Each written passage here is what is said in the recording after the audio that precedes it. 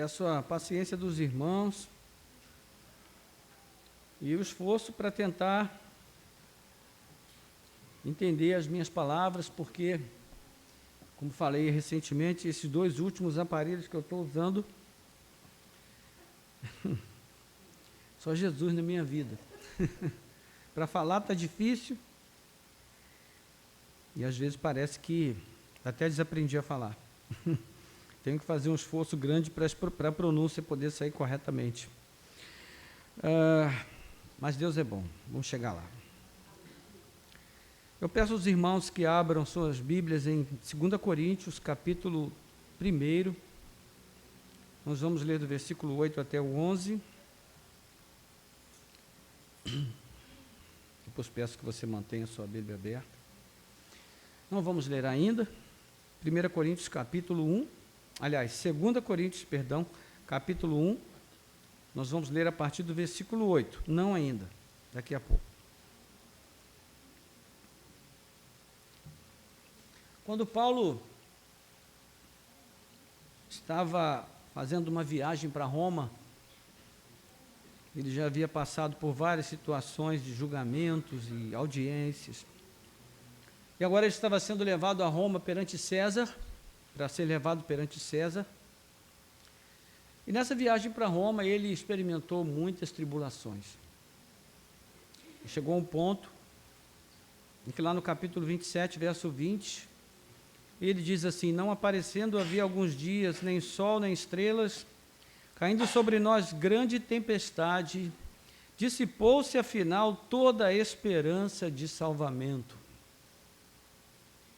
Dissipou-se toda a esperança de salvamento.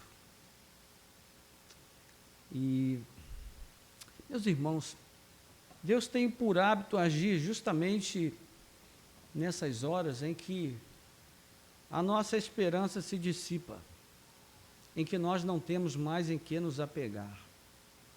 Porque nós, preferencialmente, procuramos esperar em coisas dessa vida, em recursos pessoais, em amigos, em recursos financeiros, nos nossos diplomas, na nossa boa formação, na nossa coragem, na nossa capacidade de lidar com os desafios da vida. Mas, irmãos, existem situações que tiram todos esses nossos recursos. A esperança é um sentimento muito positivo. Nós devemos zelar sempre para jamais perder a esperança. Mas a desesperança, às vezes, é necessária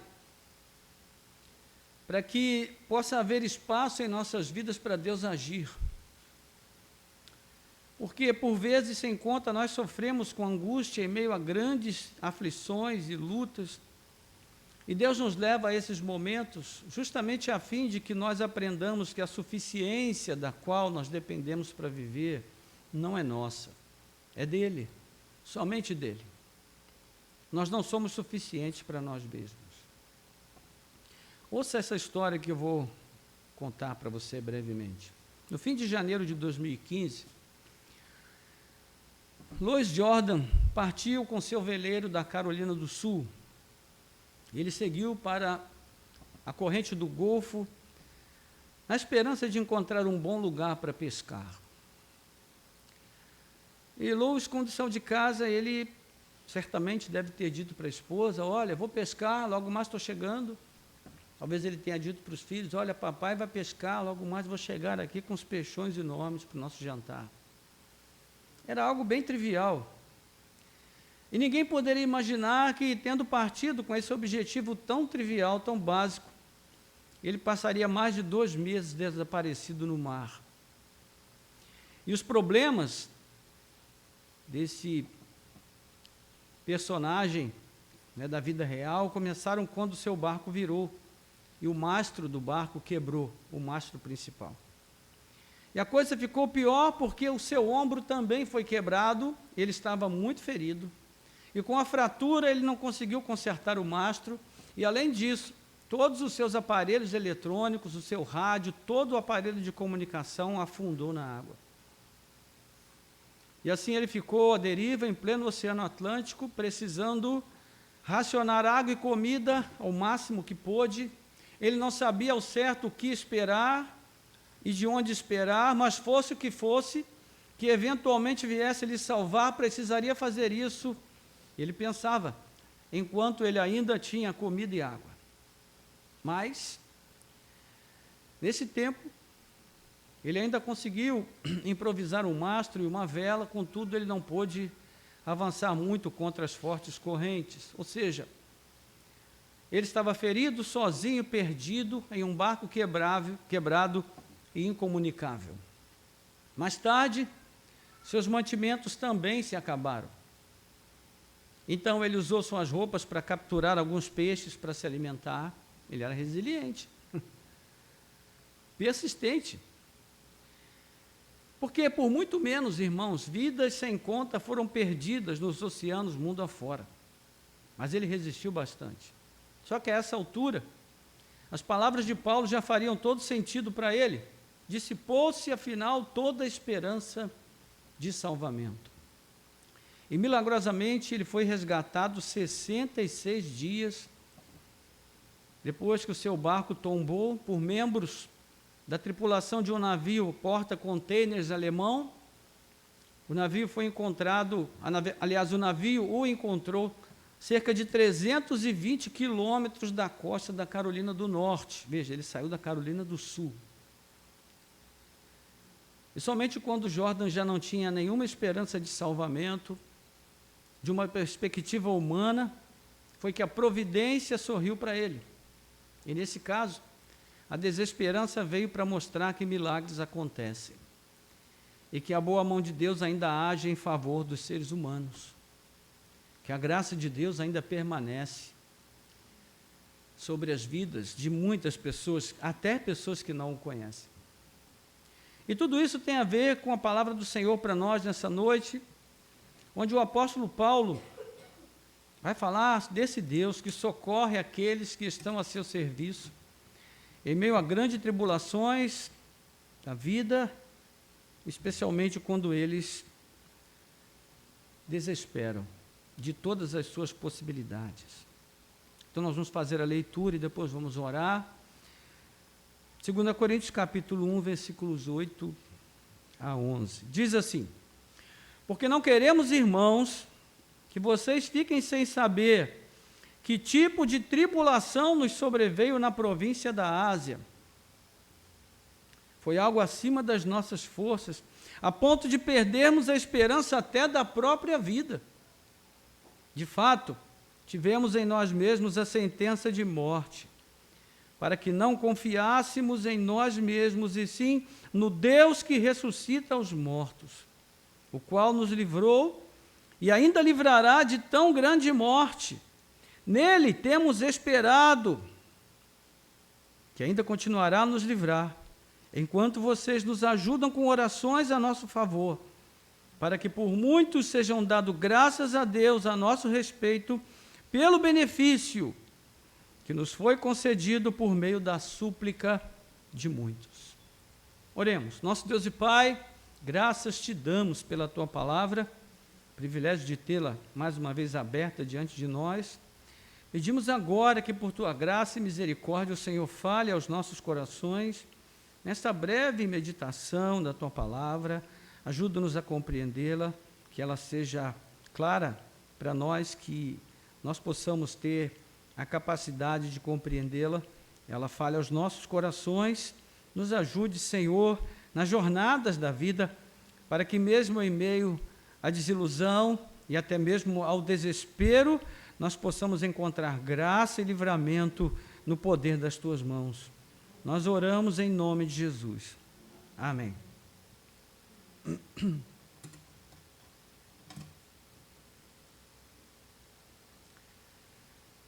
Bem, talvez você nunca tenha lido a segunda carta de Paulo aos Coríntios,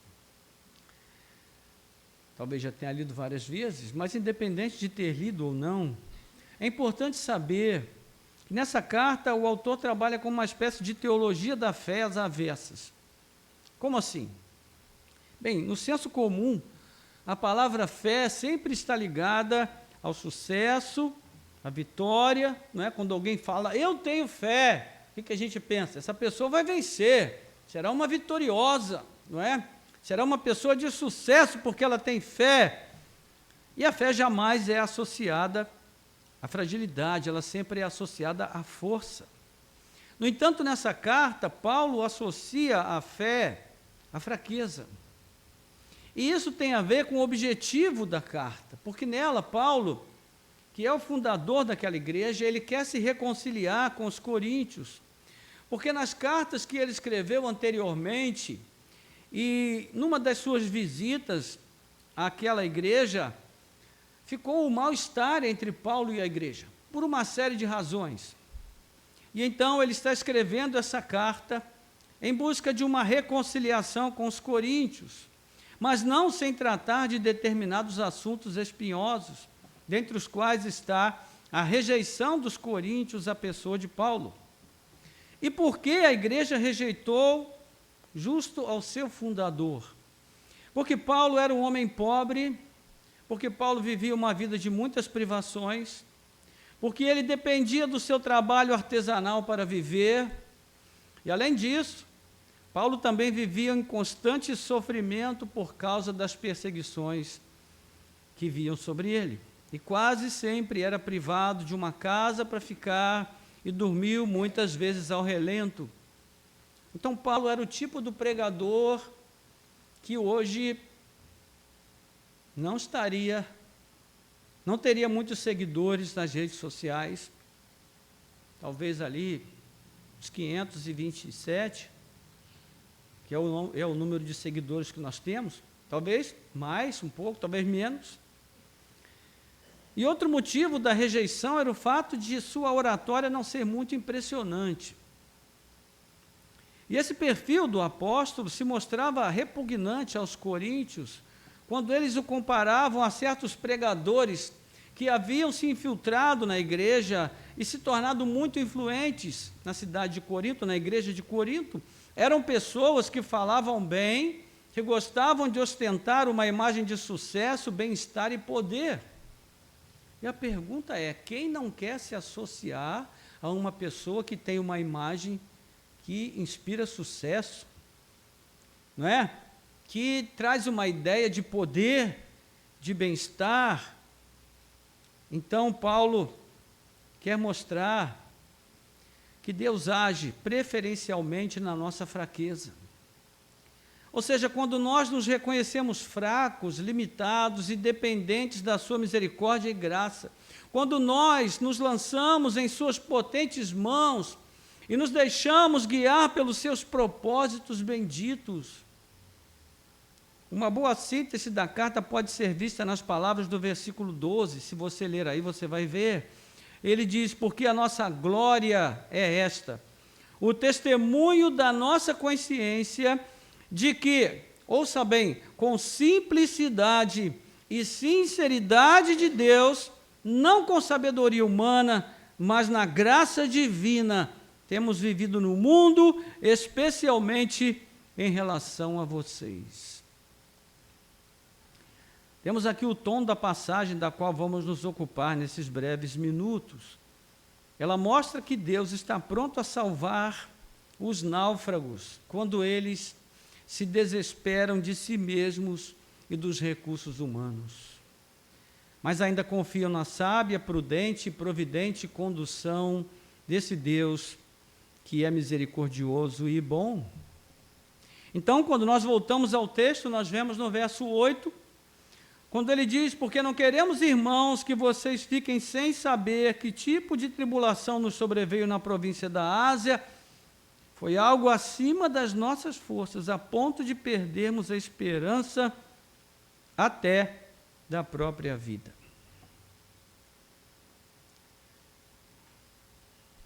Alguma vez você já perdeu a esperança de viver? Já passou por essa experiência alguma vez na vida?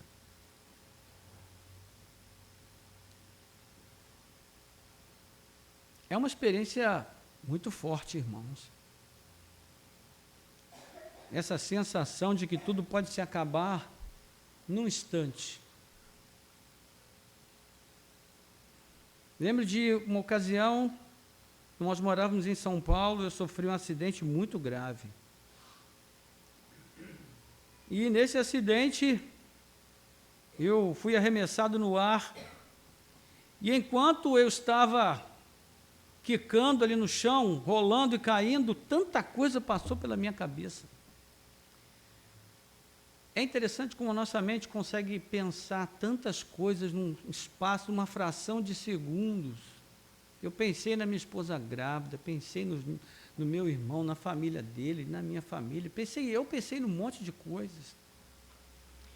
E quando eu me dei conta de que ainda estava vivo, eu ainda tive dúvida se realmente estava vivo. E eu fiquei chocado quando o pessoal veio correndo falar comigo. Eu pensei, bom, ou todo mundo morreu e foi todo mundo para o mesmo lugar, ou eu estou vivo realmente, né?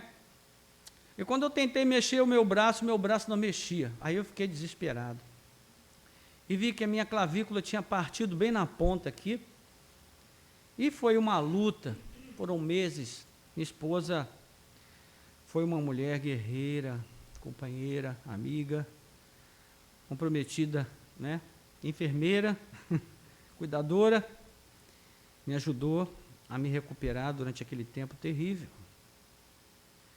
Meus irmãos, é uma experiência que marca a vida de quem vive essa experiência para sempre. No contexto imediato, Paulo vem falando de Deus como Pai das misericórdias e Deus de toda consolação. Se você olhar no versículo 3, ele vai dizer isso: bendito seja o Deus e Pai de nosso Senhor Jesus Cristo, Pai de misericórdias e o Deus de toda consolação.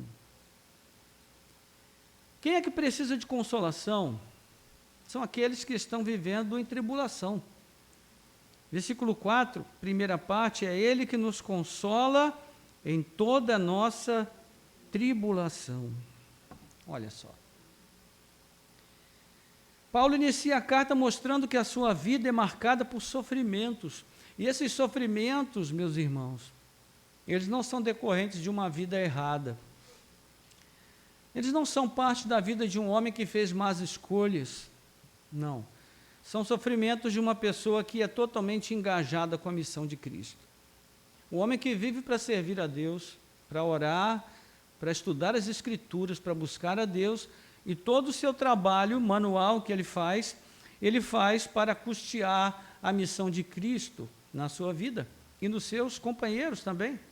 E mais, nesses sofrimentos ele tem recebido o consolo do Senhor, justamente para que ele também pudesse consolar os próprios coríntios em seus sofrimentos e a outros.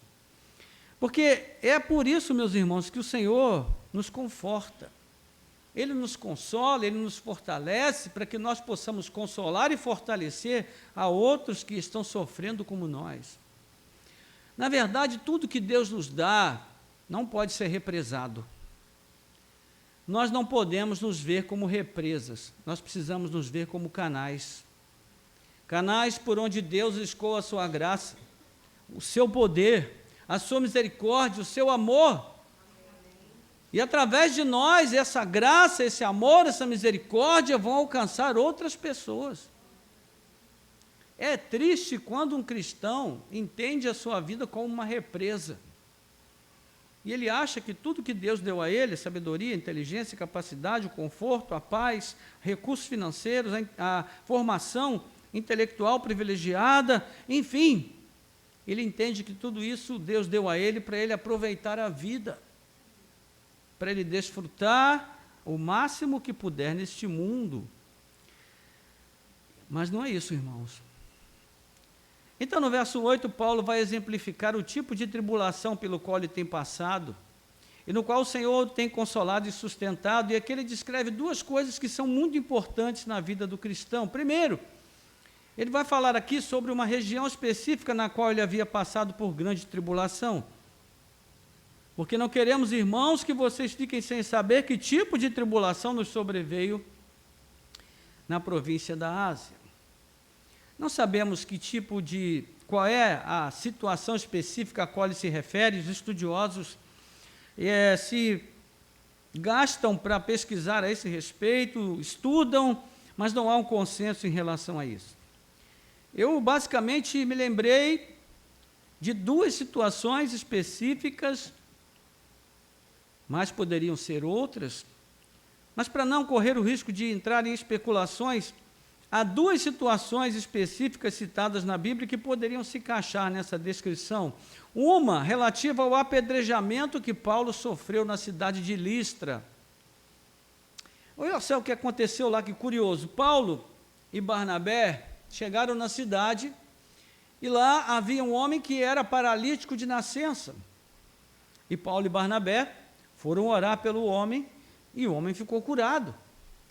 E a cidade ficou tão maravilhada com aquele milagre que eles queriam exaltar Paulo e Barnabé como deuses. A um chamaram Mercúrio. Esse não é o Mercúrio que a gente passa no curativo, não.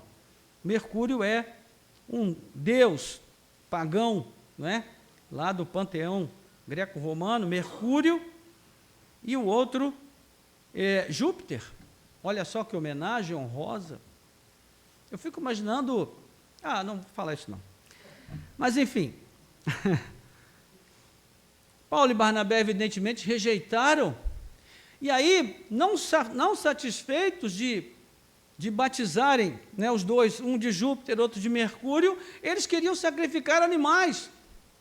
E já vinham os caras puxando uma vaca e outro um boi que eles iam sacrificar. E Paulo e Barnabé, quando viram aquilo, ficaram desesperados, falando, pelo amor de Deus, não façam uma coisa dessa. E com muita dificuldade eles conseguiram convencer os habitantes a não fazer aquilo. E aí, olha o que o ser humano, eu vou te falar, é só Jesus. As mesmas pessoas que queriam idolatrá-los, ficaram com raiva agora. E aí se enfureceram. E juntando ali uma situação de alguns judeus que vieram de Antioquia e da cidade de Icônio, que eram cidades próximas, incitaram aquele povo à ira e agora eles queriam matar os dois. E então Paulo foi apedrejado a ponto de ter sido dado como morto. E eles o levaram para fora da cidade. E Paulo foi salvo porque os seus discípulos o cercaram e a população achou que ele tinha morrido, então largaram ele para lá e foram embora. Essa foi uma situação. Então, quando você ficar pensando assim, meu Deus, estou sofrendo tanto para fazer a obra do Senhor. Pense bem. Já levou alguma pedrada? E várias. Meus irmãos, não eram pedrinha não, eram uns trabucos de pedra desse tamanho assim, ó. Era para matar mesmo o sujeito, viu? Imagine isso. Missionário que fala, pastor, o senhor tem um chamado para mim, para a cidade de Londres. Eu me vejo lá no Big Ben, falando de Jesus para aqueles ingleses, tomando meu chá da tarde, todos os dias. É bom, né, ser missionário assim. Mas Paulo não tinha essas facilidades não, meus irmãos. Uma outra situação que ocorreu em Éfeso, depois você pode consultar essa primeira situação em Atos 14, 19 e 20. A outra ocorreu em Éfeso quando Demétrio, que era o artífice da cidade, ele fazia relíquias da deusa, entre aspas, Diana dos Efésios, que era a deusa principal da cidade. Havia um templo dedicado a ela, e o Demétrio fazia relíquias de Diana para vender. E Paulo chegou na cidade, pregou ali a palavra, e Deus começou a operar, e eles começaram a se converter em grande número. E o que significa isso? Que ninguém mais queria comprar as relíquias de Demétrio. Ele ficou furioso. E levantou um tumulto contra Paulo e contra os discípulos. E foi com muita dificuldade que os discípulos de Paulo impediram que ele fosse ao teatro onde Demétrio estava, e a multidão enfurecida, se ele fosse, ele tinha sido trucidado ali. Então, nos dois casos, o risco de morte foi bem real. Então, a primeira coisa que Paulo mostra aqui, meus irmãos, é que a nossa obediência a Deus Uma vida obediente à vontade de Deus e à obra de Cristo não nos isenta de sofrimentos. Pelo contrário, ela pode nos levar para dentro do sofrimento. Porque o mundo ao nosso redor não está ávido para receber a palavra de Deus. As pessoas não estão morrendo lá fora, doidas para ouvir falar de Jesus. Não, não estão. O mundo está perdido. O mundo precisa ser convencido de que Cristo é a única resposta para ele. Mas para isso é preciso haver uma obra de Deus nos corações. E é preciso haver também pessoas corajosas que queiram consumir as suas vidas na obra do Senhor, sair da zona de conforto e se entregarem realmente sem reservas para servir a Deus. A segunda coisa que Paulo mostra, ele descreve o tipo de sentimento que tomou conta do seu coração. Ele diz: foi algo acima das nossas forças, a ponto de perdermos a esperança até da própria vida. Nos dois casos, Listra e Éfeso, não havia socorro aparente, tudo parecia se encaminhar para a tragédia. E isso é algo que chama a atenção nas cartas paulinas. Esse apóstolo de Cristo, ele não tem nenhum pudor em se expor, em expor as suas fraquezas. Quando ele fica doente, ele não se esconde para que ninguém veja que ele está doente, não. Ele se mostra como uma pessoa, um homem comum, de carne e osso, como todos nós. Pelo contrário, ele usa esses exemplos pessoais de fragilidade para exaltar o poder e a glória de Deus em sua vida. Para mostrar que tanto quanto qualquer um de nós, ele dependia totalmente da graça de Deus com ele. Pois a vida, meus irmãos, assim como um mar bravio, tem suas altas ondas e tempestades, e ela não poupa ninguém. Jesus diz que a chuva cai sobre bons e maus, e o sol nasce sobre justos e injustos. A vida com Cristo não é um passaporte para a calmaria, porque na calmaria, meus irmãos, na verdade, não há fruto. Eu me lembro, certa vez, nós fomos pescar na Baía de Sepetiba, e num determinado momento do dia começou uma tempestade, aquela chuvinha fininha, e o mar começou a bater, e todo mundo começou a pescar muito peixe. E na hora que o negócio estava ficando bom, estava vindo peixe direto, um irmão abençoado começou a passar mal. E aí todo mundo ali orando por ele, não que a gente tivesse com amor sobre ele ali orando, mas a gente queria continuar a pescaria. Então, Senhor, abençoa teu filho para que a gente continue pescando muito peixe nessa tarde. Mas Deus não ouviu a nossa oração.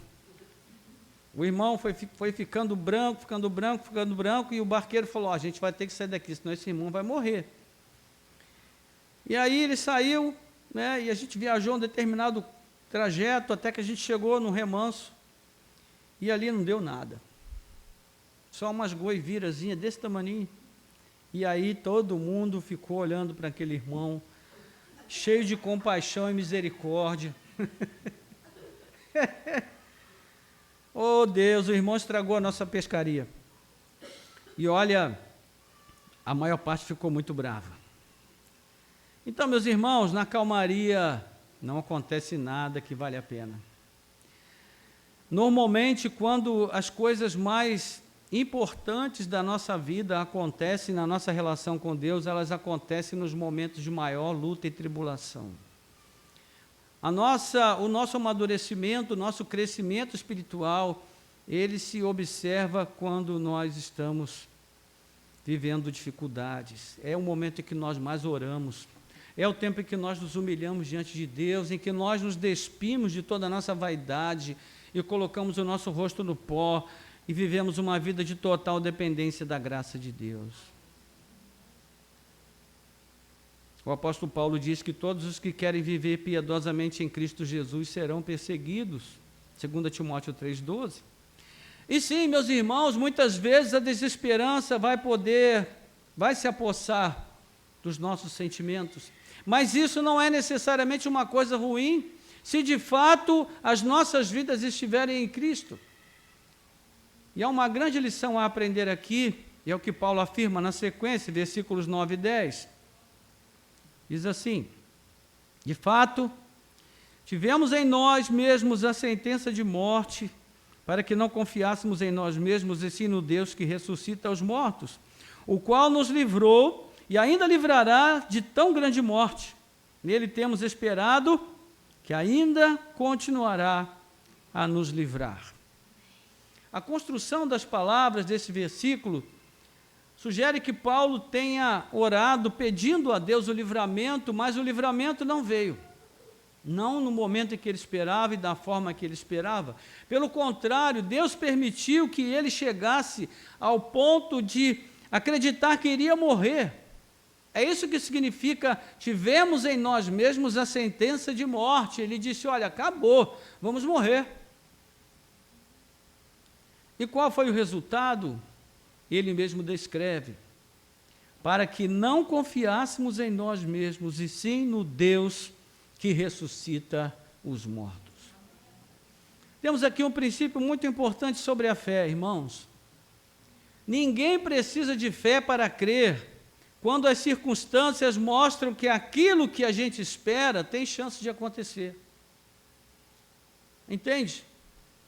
Quando você já tem uma data, né, para receber a indenização, quando você já tem uma data para começar no novo emprego, você não precisa de fé para crer que vai acontecer, não é? Ou quando você está esperando algo e você sabe que tem grande chance de aquilo acontecer, você não precisa de fé para isso.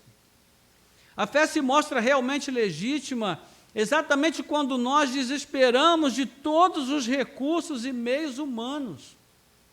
Ele diz, para que não confiássemos em nós mesmos, para que não confiássemos em nós mesmos. Mas ainda assim, continuamos olhando para Deus, porque sabemos que, embora nós sejamos tão frágeis, tão limitados, nele não há limitação de poder.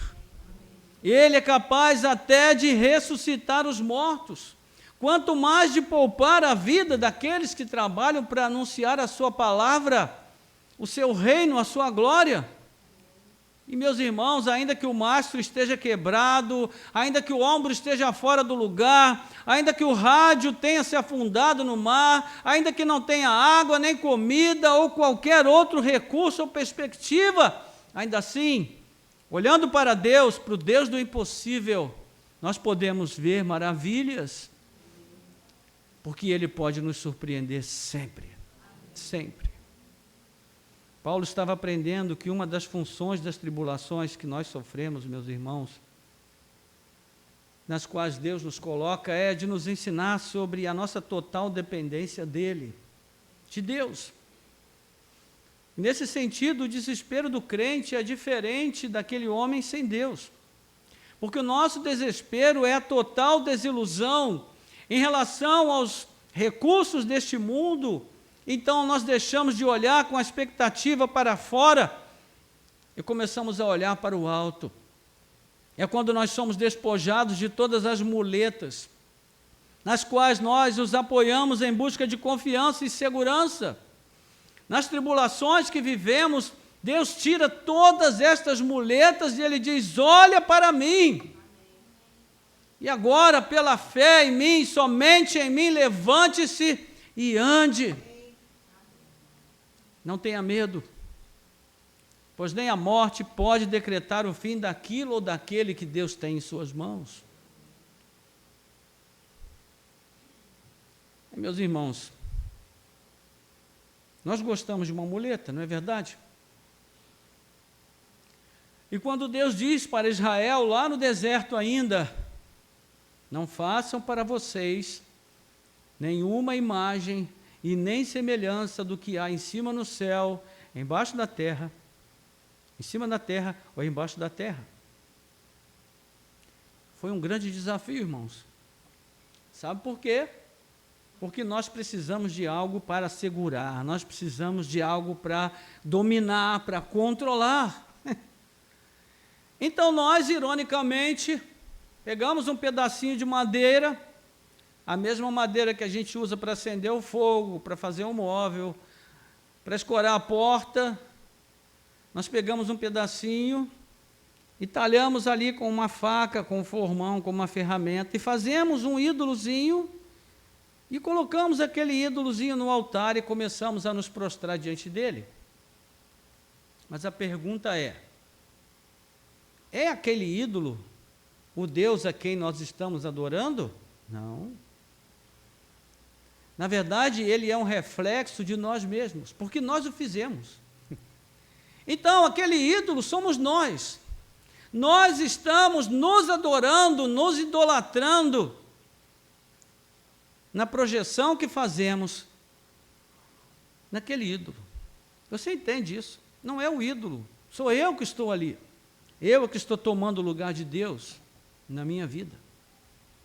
E é isso que nós estamos vendo, que está sendo confrontado aqui na experiência de Paulo. Ele diz, nós sofremos essas coisas para que nós entendêssemos que não é por nós mesmos, e sim por Deus, o Deus que ressuscita os mortos. No tempo certo, nem antes e nem depois, Deus trouxe o livramento, versículo 10, o qual nos livrou e ainda nos livrará de tão grande morte. Como Deus fez isso? Bem, assim como não sabemos exatamente qual a circunstância, também não sabemos como Deus agiu. O fato é que o livramento veio na hora certa, por meios que não dependeram da capacidade humana, mas de Deus. Ainda que Deus possa ter usado situações fortuitas, casuais para agir, e o mesmo Deus que livrou lá, e então Paulo diz, Ele poderá nos livrar de novo, e Paulo iria precisar. Porque como lemos no início, a caminho de Roma, ele iria passar por mais um tempo de grande tribulação. E é interessante que no versículo que nós lemos, versículo 20, ele diz, não vendo nem sol, nem lua por vários dias, perdeu-se toda a esperança de salvamento. E um pouquinho mais à frente, o Senhor dá um sonho para ele, diz, Paulo, fica tranquilo, meu filho, não se desespere, porque nenhuma vida vai se perder. E então Paulo pensa, já sei, Deus vai mandar um barco novinho para nós, vai passar todo mundo para esse barco, e nós vamos chegar em Roma, com uma banda marcial tocando, e aquele barco vai encostar, só vitória. Meus irmãos, do barco não sobrou quase nada. O apóstolo Paulo diz que uns se salvaram em tábuas, outros foram nadando, todo mundo chegou estropiado na ilha, sem saber que ilha que era, mas todo mundo se salvou. Deus tem um senso de humor tremendo, né, irmãos? Justiça seja feita. Ele não faz nada que não tenha aquele toquezinho de humor. E a gente vê que esse Deus realmente, ele nos surpreende em todos os sentidos. Mas todos se salvaram. O seu propósito se cumpriu. Então, eles foram dar naquela ilha, e naquela ilha Deus fez uma obra tão extraordinária que toda a ilha foi salva. Então Deus, meus irmãos, Ele tem esse modo de agir peculiar. É por isso que nós devemos sempre confiar em Deus. Porque Ele nunca se repete. Ele sempre fará algo novo, diferente, surpreendente. Então, Paulo diz aqui, o mesmo Deus que nos livrou lá e então poderá nos livrar de novo, se assim o aprouver. A lição foi aprendida, porque ele diz, agora sim ele diz, nele temos esperado. Não mais em nós mesmos, agora temos esperado só em Deus. As tribulações nos ensinam a esperar somente em Deus. E aí mesmo, nesse contexto, ainda que nos desesperemos da vida, não nos frustraremos, porque o Senhor não falhará. Então chegamos ao verso 11, onde o texto diz: enquanto vocês nos ajudam com orações a nosso favor, para que por muitos sejam dados graças a Deus a nosso respeito, pelo benefício que nos foi concedido por meio da súplica de muitos. Paulo conclui esse breve relato e ele realça aqui a sua declaração de confiança no consolo presente, oportuno e eficaz do Senhor, mencionando outro fato notável em suas cartas, que é o seu humilde reconhecimento da sua necessidade da intercessão de outros em seu favor. Em diversas ocasiões, ele pede à igreja que ore por ele. Não é interessante isso, irmãos? Olha, esse homem aqui, ele orava por lenços, né? Ele colocava a mão em lenços, orava, esses lenços eram levados em outros lugares e as pessoas eram curadas. Esse homem aqui era usado por Deus para curar pessoas, para ressuscitar pessoas, para operar maravilhas. E ele é uma pessoa que tem um nível de humildade que Deus concedeu a ele, que permite que ele diga para a igreja: ore por mim.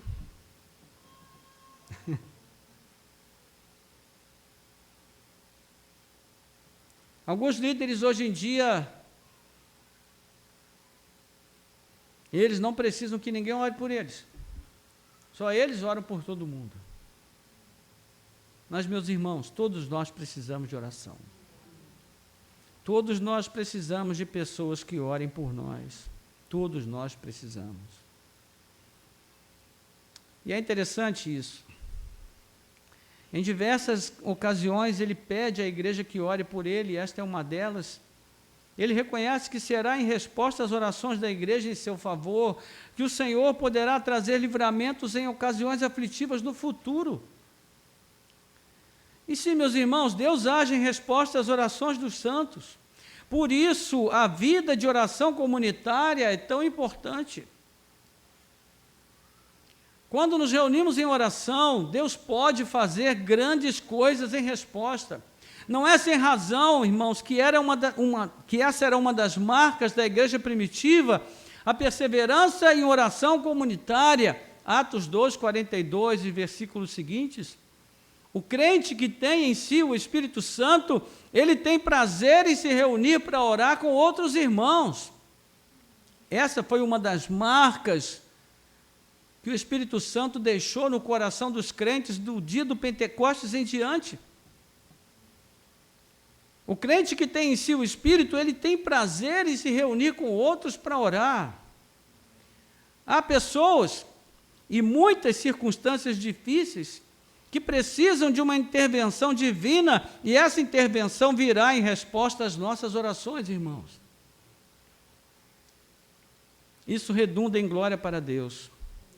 Cada resposta às orações redundará em ações de graças dadas a Deus. Deus tem duas formas de agir. Deus pode agir por meio de causas primárias, que são os seus decretos divinos. Deus simplesmente diz que aconteça e acontece. Mas Deus também age por meio de causas secundárias, e as orações dos crentes fazem parte das causas secundárias por meio das quais Deus opera. Não chegamos ao ponto de dizer, como alguns, que Deus não faz nada na terra senão por meio das orações. Não nos atrevemos a dizer isso porque não é bíblico. Por outro lado, reconhecemos que as orações são, sim, parte importante da forma como Deus age no mundo. Não é à toa que Satanás vem roubando das pessoas hoje o prazer de orar. Não é à toa que ele coloca tantas distrações para nós deixarmos de orar. Não é à toa que nós muitas vezes passamos um dia, às vezes dias, semanas, às vezes meses sem orar. Porque, meus irmãos, a oração é uma das formas mais extraordinárias que Deus usa para operar no mundo. A igreja que ora sabe muito bem que o clamor é dirigido a um único e verdadeiro Deus.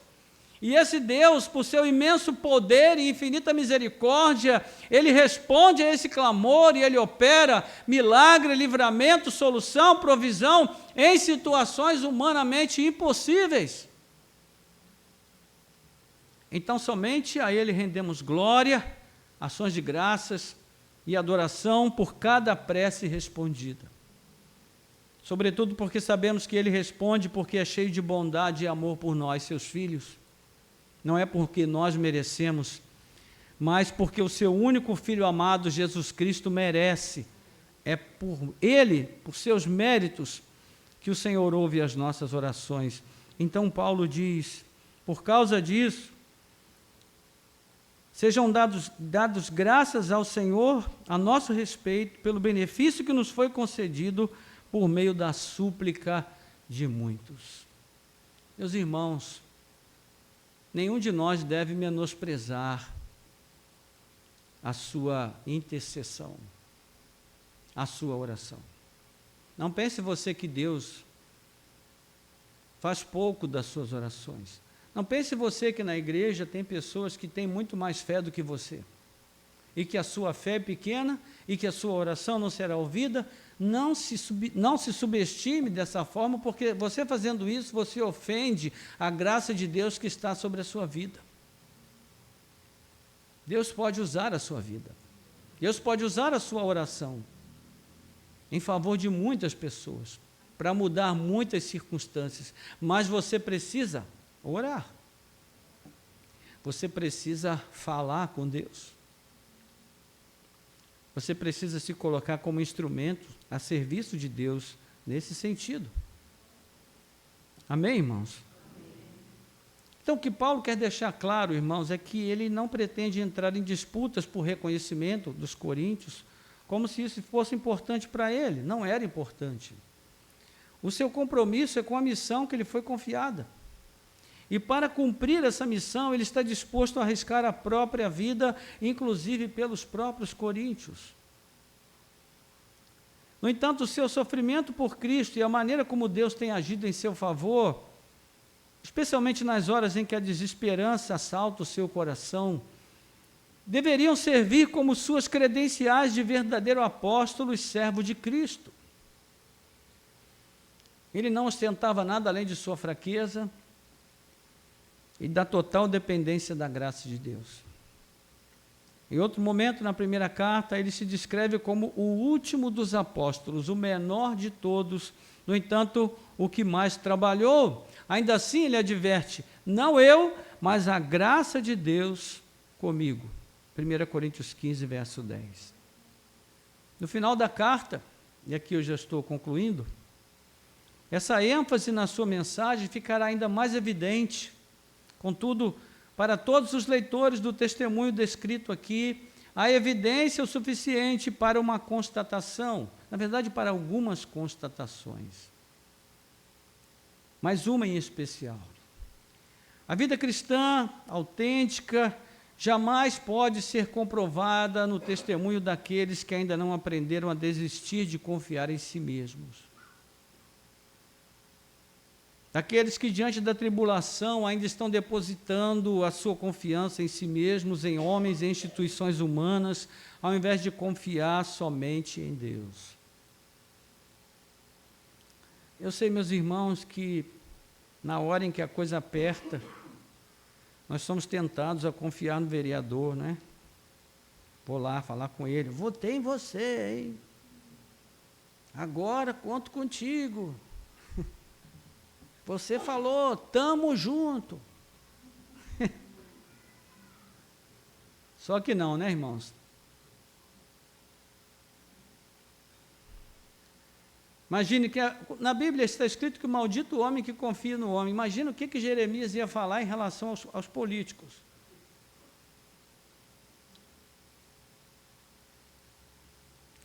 Então, meus irmãos, nós precisamos voltar a praticar os princípios básicos da fé. E um princípio básico da fé é que só existe um Deus. E somente nesse Deus nós podemos confiar e esperar. E eu aqui quero deixar algumas lições importantes para nós, que já servem como aplicação e depois nós vamos orar. A primeira lição importante, meus irmãos, é que o Senhor nos chamou para que nós possamos consumir as nossas vidas a seu serviço. Vou repetir, o Senhor nos chamou para que nós possamos consumir as nossas vidas ao seu serviço. Olha, eu quero dizer para você, o nosso serviço secular é muito importante para nós, porque ele nos ajuda a manter a nossa casa. E ele é uma bênção de Deus. Foi a porta que o Senhor abriu para nós. Mas nós precisamos tomar muito cuidado para não inverter as coisas. Paulo usava o seu trabalho secular para que o seu trabalho secular permitisse que ele fizesse o seu trabalho principal, que era servir a Deus. O trabalho principal de Paulo não era o seu trabalho secular. Veja bem, eu não estou dizendo aqui que amanhã você tem que pedir as contas do trabalho e se tornar um missionário de tempo integral. Não é isso que eu estou dizendo. O que eu estou dizendo é a forma como nós consideramos o nosso trabalho secular. O nosso trabalho secular não é o nosso Deus. Não é Ele que nos dá o pão. A Bíblia diz que o Senhor é que nos dá o pão enquanto dormimos. Se o seu trabalho secular te faltar um dia, e que Deus permita que jamais falte, mas se faltar, você não ficará desamparado, porque o Senhor não vai te desamparar.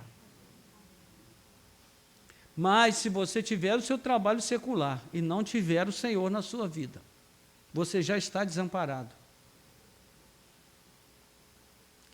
Então, meus irmãos, nós precisamos recolocar as coisas na ordem certa. O nosso trabalho secular, nós devemos fazê-lo com empenho, com esmero, nós devemos ser fiéis aos nossos patrões, nós devemos ser comprometidos com os nossos funcionários, nós devemos ser o melhor funcionário, o melhor patrão, enfim, nós precisamos honrar o nosso trabalho, porque ele nos foi dado por Deus. Mas esse trabalho deve ser visto por nós como uma forma que Deus nos deu de permitir que nós tenhamos meios de fazer a sua obra. Era isso que Paulo fazia. Porque, meus irmãos, nós não podemos esperar chegar à aposentadoria para servir a Deus. Você sabe que nesse país se aposentar é uma possibilidade remota. E quando a gente chega a se aposentar, a gente, já está sem ânimo para nada. E a fase do vigor da nossa vida que nós poderíamos ter dedicado mais ao Senhor, nós dedicamos tudo para o nosso trabalho e deixamos a obra de Deus por fazer. Então veja, não estou dizendo aqui que a terceira idade não é apropriada para servir a Deus, sempre é tempo de servir a Deus, meus irmãos. O bispo Rubem está com 90 anos de idade, olha, se você falar com ele de parar, ele fica bravo contigo, te dá um sabão na hora.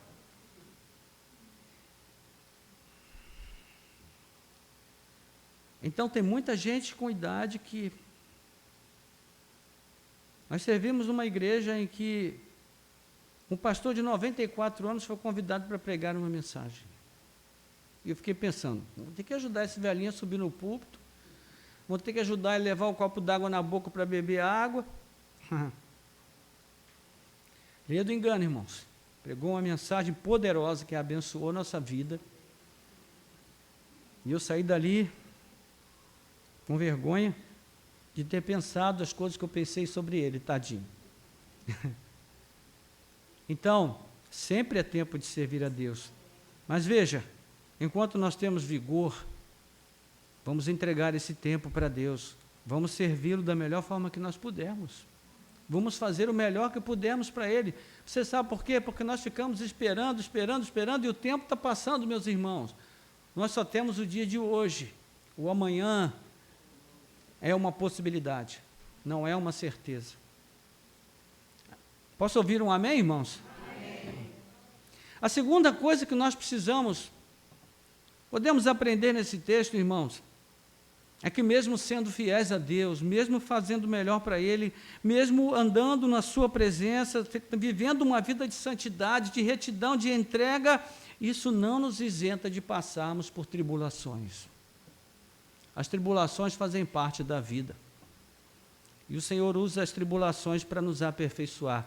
Nós somos como um diamante bruto, que precisa ser submetido ao atrito para ser lapidado e se tornar uma gema bela, né, bem acabada e útil para glorificar o nome do Senhor.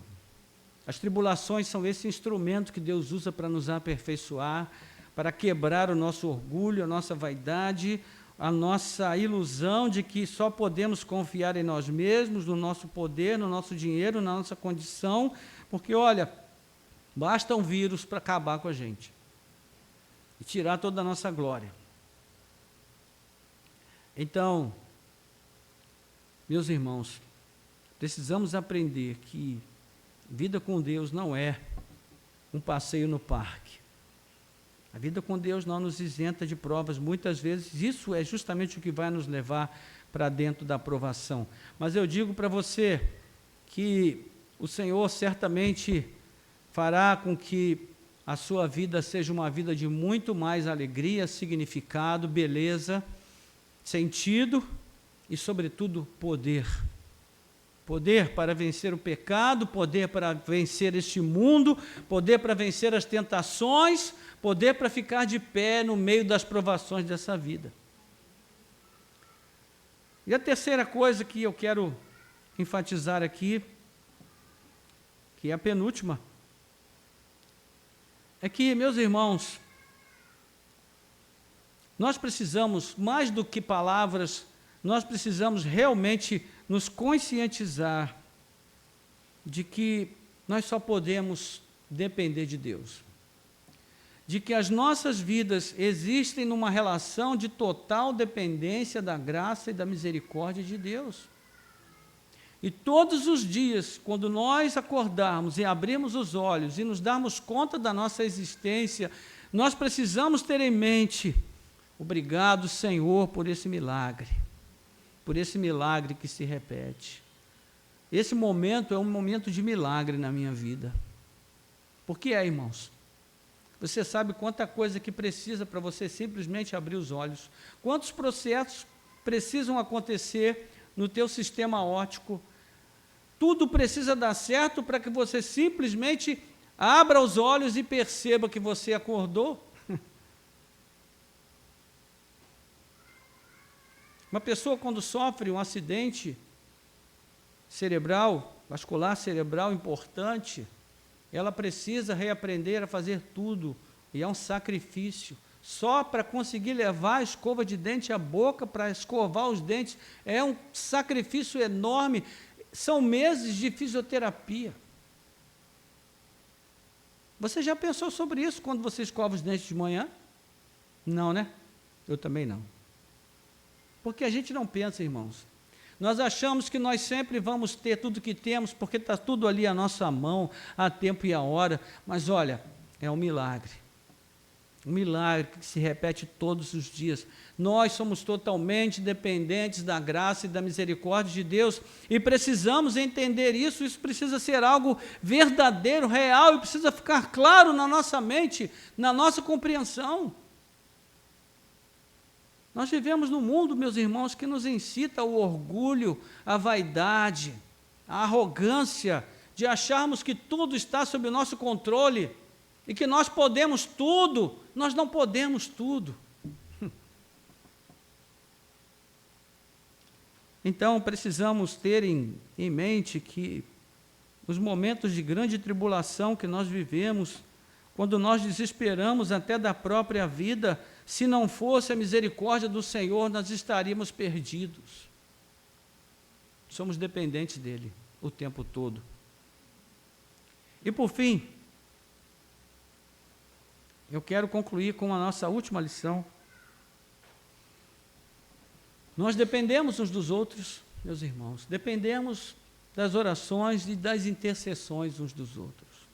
Eu preciso que você ore por mim. Você precisa que eu ore por você. Esse irmão que está ao seu lado precisa que você ore por ele. Essa pessoa que está ao seu lado precisa que você ore por ela. Nós precisamos orar uns pelos outros. Somos dependentes dessa mútua intercessão para que nós possamos ficar de pé, para que nós possamos sobreviver, meus irmãos. Então, não perca a oportunidade. Sempre que ela surgir, aproveite cada oportunidade de se reunir para orar com outros, para buscar a Deus, para se fortalecer na comunhão com outros irmãos. Se você acredita que não sabe orar, e isso é uma falácia, porque todo mundo pode orar. A oração é a coisa mais simples que existe. Desde o momento em que você dobrar os seus joelhos, ou ficar em pé, ou deitado, ou sentado, ou de cabeça para baixo, do jeito que você quiser.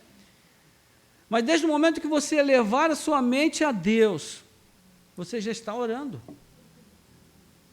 E falar com Deus é uma coisa simples. Você não precisa ter um dicionário, não precisa ter um glossário, né, um dicionário técnico para falar com Deus.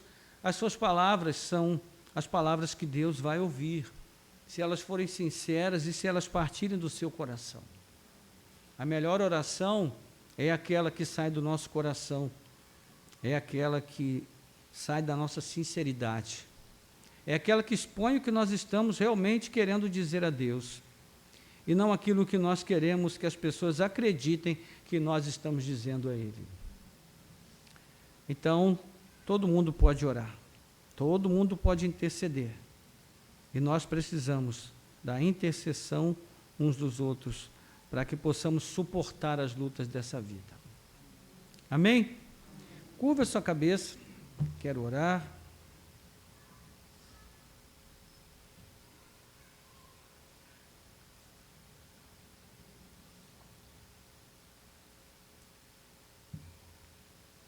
Glória a Deus. O apóstolo Paulo nos ensina